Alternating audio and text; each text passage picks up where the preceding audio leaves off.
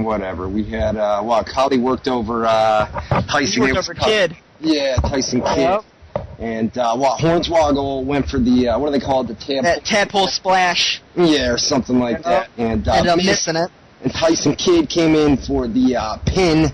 And afterwards, the Uso brothers came out and attacked the Hearts, which is a good feud, man. Obviously, they're going to do the Hart Dynasty versus the Uso brothers. Usos just aren't there yet. They got mixed reviews at weekend house shows for their in-ring work, but I'm pulling for them. Yeah, we just don't know enough about them yet, you know what I mean? Yeah. And I think this angle with the Hart Dynasty, I mean, these are two fairly new tag teams, and I like the dynamic that you've got a girl in the group, and then you've got the tag team, right? So you've got, D.H. Smith and Tyson Kidd. And the girl, Snuka, and then you've got on the other side, it works out. You've got Natalya and Tyson Kidd or whoever it was. Yeah, whatever. Yeah. You know what I'm talking about. You've got fucking... I know what you're saying. You've got Hart Dynasty versus the Uso brothers, and hopefully they'll do that on pay-per-view. You'll do the 3-on-3, and then you can do singles matches out of that, too. Mm-hmm. You can have Natalya versus Snuka, and you can have tag team. I mean, you can do a lot of stuff with it. Oh, for sure, dude. I'm really liking the Uso brothers, though. I'm kind of pulling for them a little bit here. Well, I'm pulling about it. We just don't know enough about them. You know what exactly, I mean? Yeah. We haven't really... we saw a little bit of mic work last night and a little bit of mic work the week before, and then I think the week before that they debuted, you know what I mean? So they've only been for about 2 or 3 weeks, so it'll be interesting to see what happens there. Moving on. What do we have next, man? We got Jerry Lawler. Well, you see Jerry Lawler leave ringside, and then he goes backstage with the cast of the A-Team, which, let me say, that was terrible. I mean, what'd you think about the A-Team last night?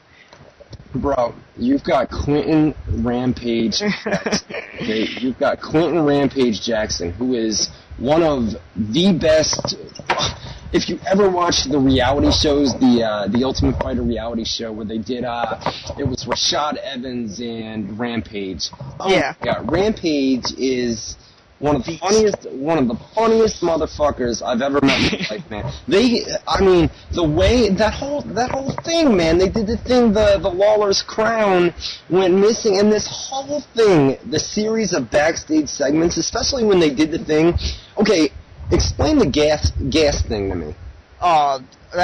Number one, that was terrible. I mean, what was the point of the gas, though? Pretty much the point. The point of the gas was to knock out what's his name, Copley.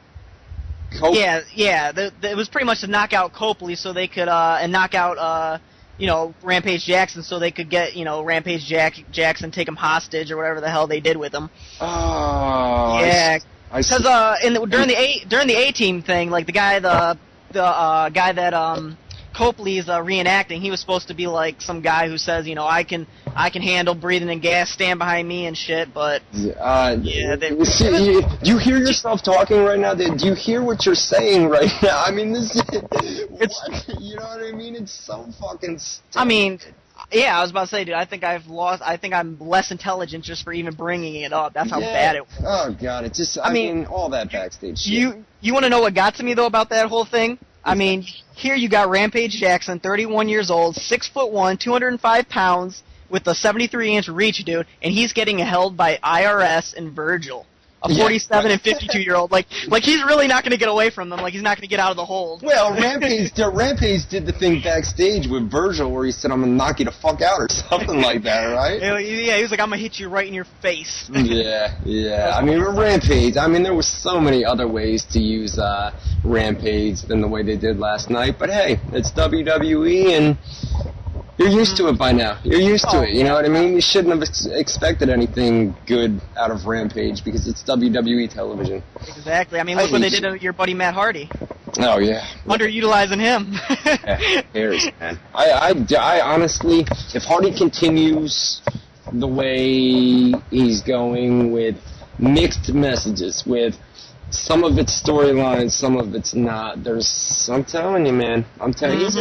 You got to think about this. All his friends, all right, the guys that used to travel, it was Matt Hardy, Shannon Moore, Jeff Hardy, and Hurricane Helms. that always used to travel. The 4 of those guys used to travel from city to city. Hurricane Helms, fired. Shannon Moore, fired. Jeff Hardy, gone.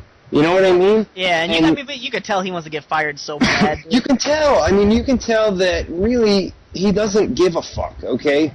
And that's basically, you can see that in his tweets. And like I said, I know some of it's storyline, and you can tell what is storyline and what is not.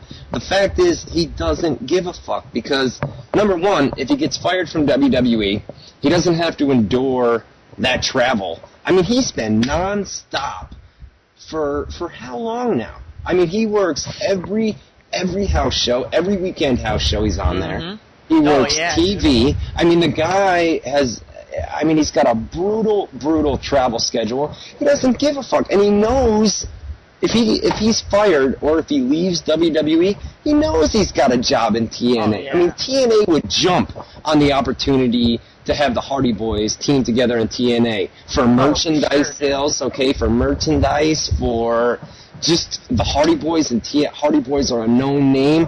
Matt Hardy doesn't give a fuck if he's fired. He doesn't, man. He doesn't give a fuck if he's fired from WWE. Well, yeah, that's what he was saying. He said, I don't need the WWE. He's like, fuck it, you know?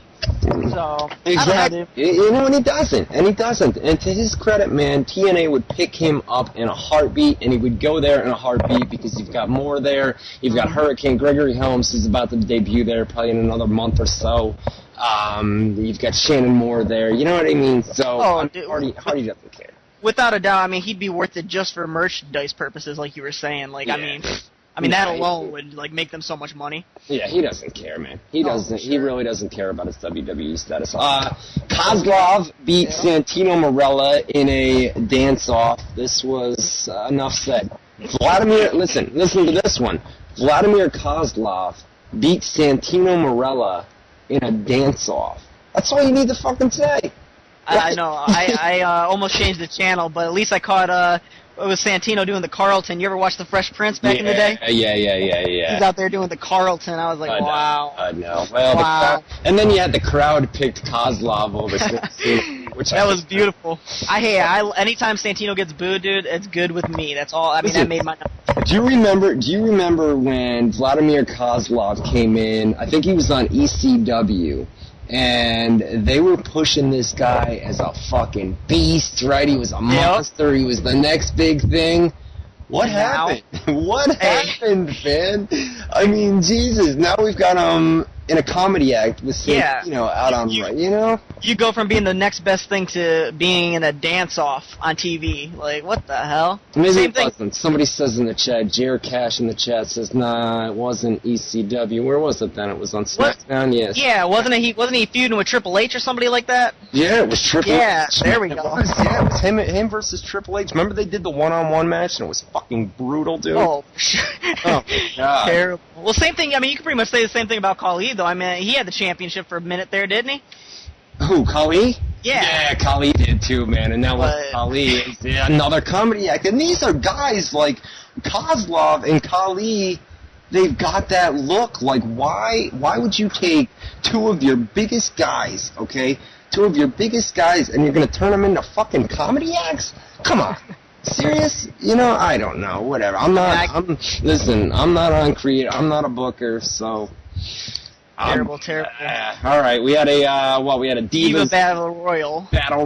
Right? We had the Bellas, Rosa, Alicia Fox, Lay Cool, Eve, Kelly, Jillian was in there. What were the choices? We had a 6-on-6 tag team match. Champion versus champion. Champion versus champion, that's what it was.